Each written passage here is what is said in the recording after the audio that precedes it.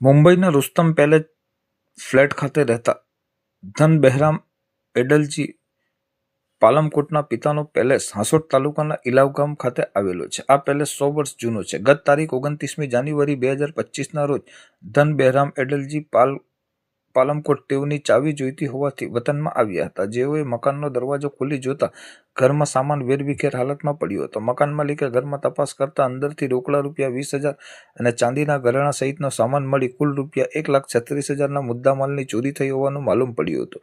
આ અંગે હાંસોટ પોલીસ મથકે ફરિયાદ નોંધાવતા પોલીસે તપાસ શરૂ કરી હતી. આ મામલામાં પોલીસે 1 વર્ષ બાદ વનસિંગ ડેબા ઠાકરે, ગોવિંદભાઈ મોસુ વલવી, આનંદ ઉર્ફે અનોદ કુરાશા ઉર્ફે કુરસિયા તડવી અને વસંતભાઈ ઉર્ફે વસીઓ હોમાભાઈ વલવીની ધરપકડ કરી છે. ઝડપાયેલ આરોપીઓએ શેરડી કાપણીનું કામ કરે છે. આ કામ દરમિયાન તેઓ જે ગામમાં જાય છે ત્યાં બંધ મકાનની રેકી કર્યા બાદ ચોરીના ગુનાને અંજામ આપે છે અને ચોરીનો મુદ્દામાલ તેઓના વતન સહિતના વિસ્તારોમાં છુપાવી રાખતા હોવાનું પોલીસની પ્રાથમિક તપાસ